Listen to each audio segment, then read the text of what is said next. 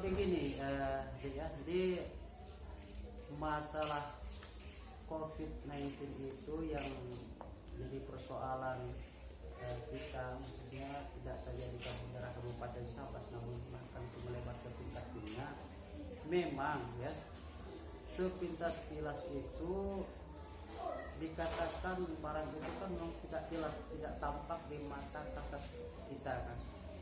Di sisi lain boleh juga kita yakin ya kan, percaya itu bahwa itu ada, tetapi ada juga semacam pemikiran orang-orang mengatakan itu semacam apa, jadi agak ada ditakut-takuti lah masyarakat. Contohnya seperti begini, orang yang pada dasarnya sakit, yang dulunya barangkali penyakit asma ya, ataupun ya ada gangguan penyakit dalam, dengan adanya penyakit yang sedang didengung-dengungkan, semulanya itu dia tidak, oleh pihak keluarga tidak dinyatakan penyakit yang ditakutkan, setelah dibawa ke rumah sakit itu ya, itu orang-orang yang sakit polis kena penyakit yang apa, yang ditakuti oleh masyarakat ini. Nah, buktinya banyak pihak-pihak keluarga yang tidak menerima. Salah satu contoh ya, mungkin kita tidak bisa dibohongi lagi, seperti kejadian di Jawa Timur kan, itu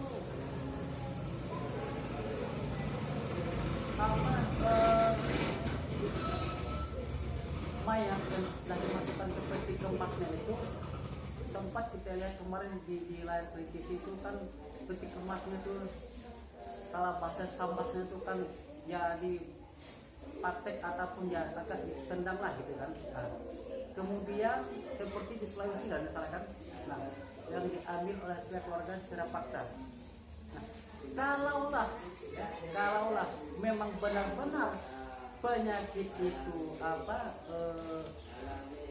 ada ya, dan memang itu membahayakan. Nah, orang-orang yang dekat dengan mayat, pihak keluarganya kemarin yang menjemput paksa mayat yang oleh keluarganya diambil, itu kan orang-orang itu kan semuanya kena penyakitnya kan. Nah, buktinya kan tidak. Kemarin kejadian juga di tempat kita, seperti di Sambas kemarin kan, yang anak itu anak SMP 1 bangsa. Nah, ini secara kebetulan anak yang laki-laki itu kan pas termasuk ada hubungan dengan keluarga saya, itu di dekat rumah saya, tetangga saya, itu divonis terkena penyakit yang ditakut-takuti itu kan. Kemudian yang satunya itu cewek di kampung Jawa, mamanya itu jual nasi kuning atau bakso itu yang pagi kan ya. Nah, sampai stres juga itu keluarga itu. Nah, kenapa? Hasil tesnya itu alamat nama yang dicantumkan itu tidak jelas itu. Nah, tapi itulah, mungkin kita nggak tahu lah, intinya apakah yang jelasnya kita ketahui seperti itu. Jadi kembali kepada titik persoalan bahwa ya, intinya kita apakah kita menerima atau tidak, ini tergantung kepada individu masing-masing. Saya kira seperti itu. Kalau dari segi ekonomi, ditinjau dari segi ekonomi, kehadiran virus tersebut,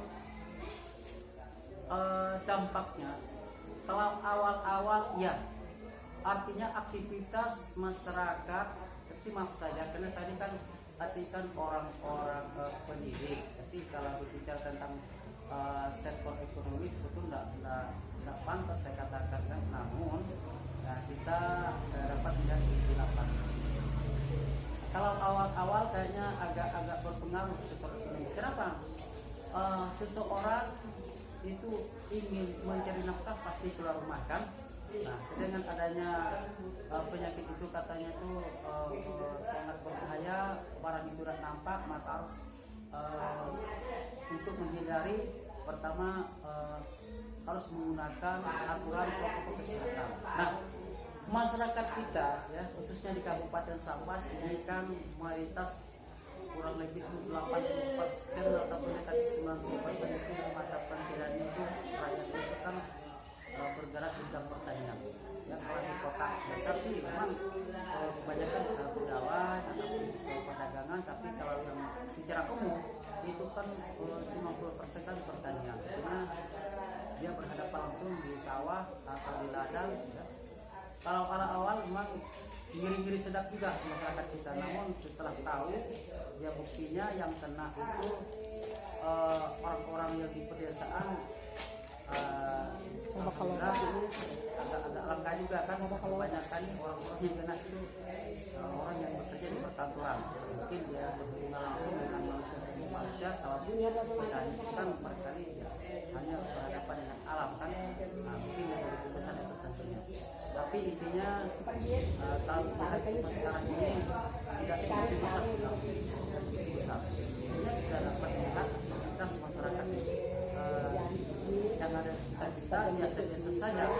Salah satu contoh ya, kita tidak usah saja datang saja adik kalau lebih jelas lebih dekat pasar pagi Sambas, kemudian Gertak Asam itu ada pasar di bawah Gertak Asam itu ada, kemudian di tengah-tengah pasar itu dekat terminal mau kita terminal Lama Sambas. Coba kita lihat bapak-bapak, ibu-ibu maupun pedagang maupun si pembeli ya berbelanja itu menurut aturan sudah menyalahi aturan protokol kesehatan. Artinya kan kita harus jaga jarak. Apa yang ada di lapangan kita lihat kan, nah di situ ada yang pakai masker, ada yang tidak. Nah kalau memang virus itu betul-betul membahayakan yang memang barangkali ganas betul ya, itu barangkali kita mungkin masyarakat yang berhubungan interaksi langsung itu saya kira banyak yang tidak kita temui di lapangan kan.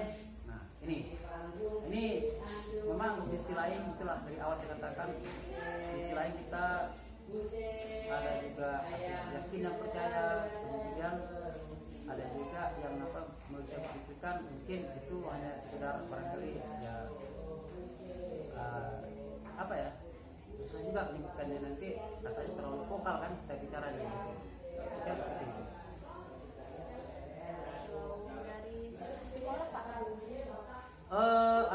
Ini secara kebetulan jadi dampaknya pada sekolah ini khususnya saya rasakan sebagai kepala sekolah di Kertesa ini dengan adanya penyakit yang sudah mendunia ini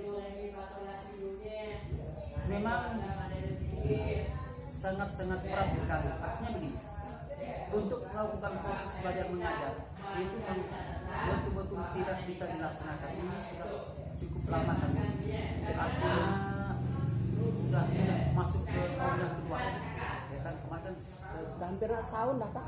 Lebih kan? Yeah. Nah ini artinya kan begini, yang sangat fatal ya, sangat fatal bagi kami di lapangan ini dan saya sebagai manajemennya di sekolah terhadap siswa yang pemula, artinya kelas 1. Sangat kasihan, tidak pernah sama sekali ketemu gurunya, kemudian dia namakan dasar, dia tak mengenal huruf abjad ABC, bagaimana untuk memperkenalkannya kan? Nah kita tahu untuk di taman kanak-kanak itu kan belum diajarkan seperti mengenal huruf abjad ataupun nama-nama ulangan kan? Ini tidak diajarkan sama sekali. Artinya bisa generasi kita ke depan inilah kumpulan sudah tidak langsung. Nah, itu makanya apakah ada unsur politiknya atau apa kita tidak tahu lah ya.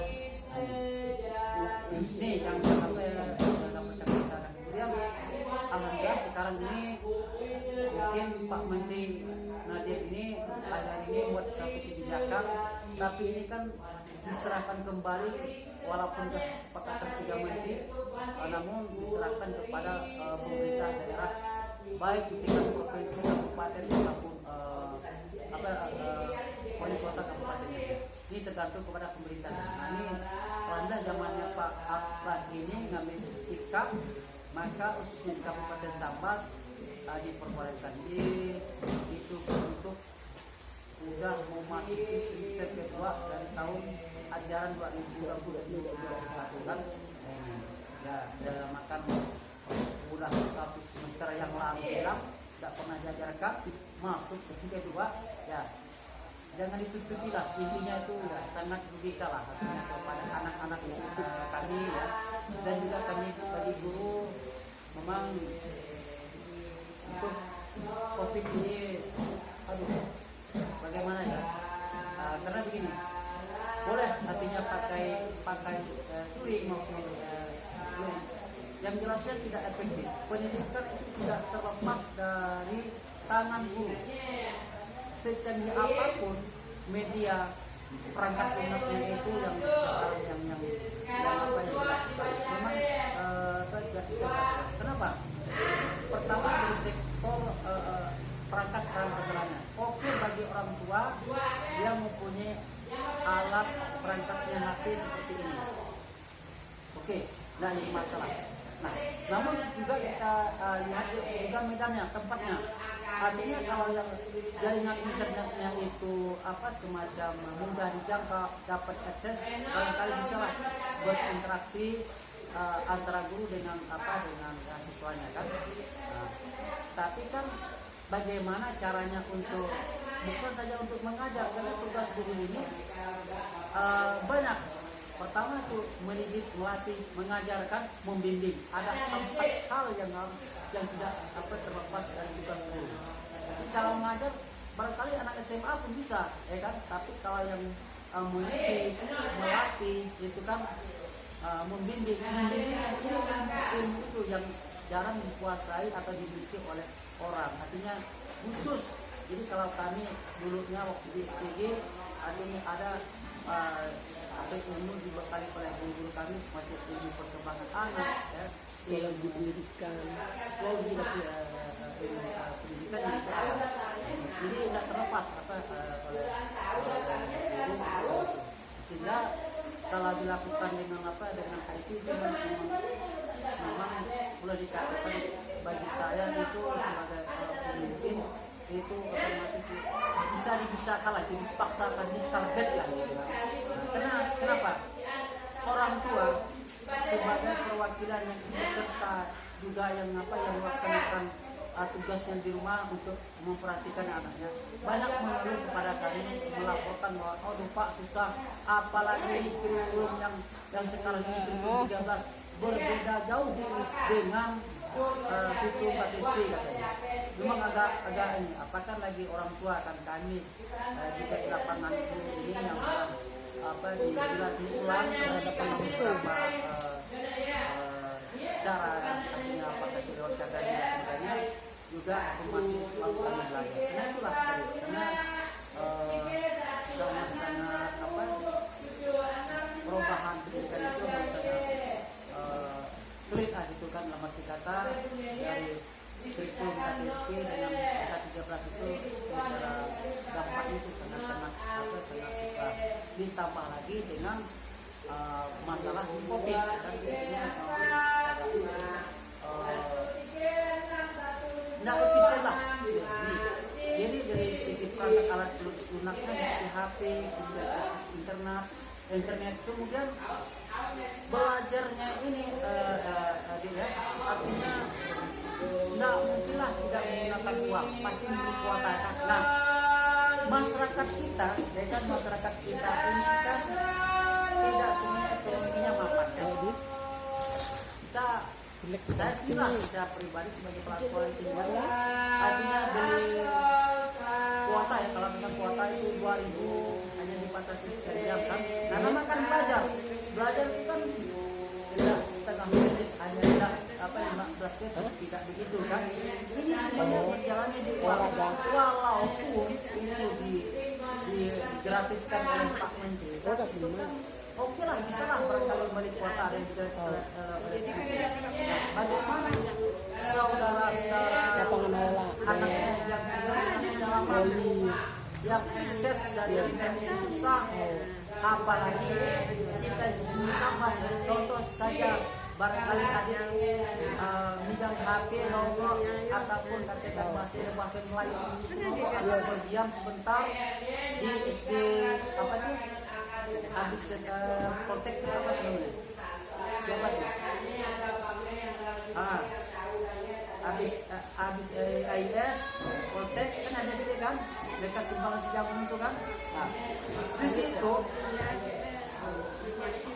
HP tidak berfungsi. Nah, kenapa? Artinya sudah satu kendala. Nah, ini saya kira kembali dengan kendalanya seperti itu.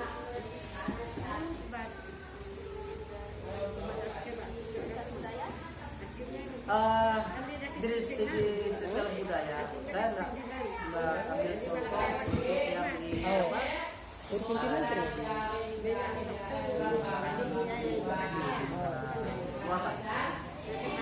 Saya sangat berpengaruh. Pertama begini, dengan adanya penyakit COVID ini, bahwa kita bukan bersentuhan, harus membatasi jarak. Nah, awal-awal kemarin itu sempat juga, artinya hubungan kita dengan Allah yang tidak boleh apa artinya kita tinggalkan harus kita lakukan. Nah sekarang kita tahu sholat berjamaah di masjid itu dengan di rumah itu nilainya kan berbeda kan ya. Nah sempat juga kemarin kalau di masjid itu kan dilarang sholat di masjid, ya kan?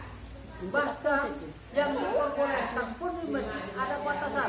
Nah kita tahu sholat oleh imam mengajak makmum, artinya kan sebelum sholat kita laksanakan atau kita lakukan, rapatkan dan luruskan saf. Di situ sudah apa menghalang-halangi kita. Bayangkan ini kadang-kadang buat gimana ya?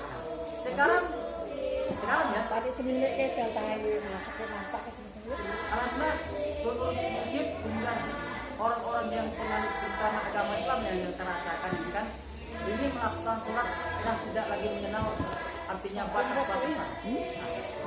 Nah ada yang pulang dari masjid orang tuh karena COVID, ya kan? Nah, artinya makanya ini penyakit COVID ini besar. Itulah makanya dikatakan tidak ada juga yang terkena, dikatakan dari kan baru dia ada dan itulah maksud apa susah mau tebak-tebak ini tergantung kepada keyakinan seseorang ya. Jadi intinya penyakit ini memang sebenarnya bisa menjauhkan atau hubungan interpersonal kita tentang apa itu semacam dibatasi lah kan seperti itu. Nah kemudian artinya jiwa sosial dan nama sosial karena begini ada kemarin kayak di Kampung Jawa itu kan ada yang itu anaknya terkena akhirnya apa semacam oleh masyarakat setempat apa ya kayaknya tidak ada artinya gitu tadi dia pun sempat stres dan menangis karena saya langsung ngobrol sama dia karena ibu itu anak itu yang nomor berapa kemarin itu seusia dengan anak saya yang kita simak sekarang di SD. Karena saya sempat ngobrol karena saya sempat malam-malam jaga di tempatnya. Jadi Pak katanya semacam apa ya ada catnya kita di masyarakat. Artinya satu pun masyarakat tempat saya itu menjenguk saya walaupun tidak mata saya dan walaupun tetangga-tetangga saya itu semacam itu sinis. Artinya hubungan sosial kita semacam diputus oleh hal yang ini kan. Nah, padahal budaya kita kan nggak seperti itu menjadikannya. Artinya kita jadi saya di pasar. Ya. Yang mengapa orang yang banyak di pasar? Enggak. Itu makanya. Enggak juga kan. Jelasnya kita kena itu nggak ada yang mati kan. Katanya itu kalau kena umur itu nggak lama umurnya kan. Ya.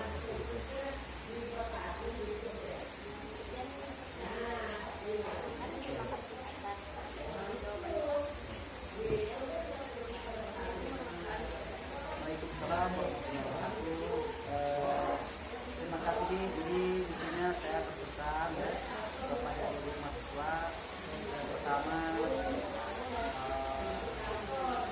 kita semangat kita membuat ini di bawah kesedihan.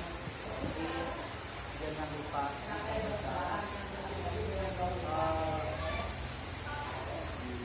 doa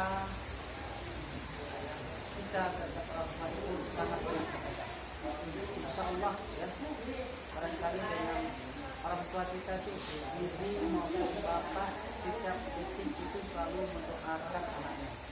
Oleh karena itu kita juga harus selalu ingat dan selalu mengucapkan terima kasih kepada dia.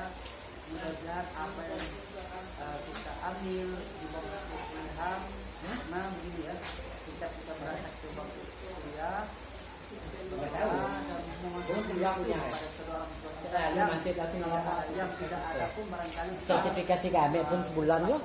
Udah sampai ke bulan masuk bulan doa kita kepada kedua orang tua kita yang barangkali tidak ada lagi di samping kita. Insya Allah mudah-mudahan kita nanti menjadi anak yang soleh.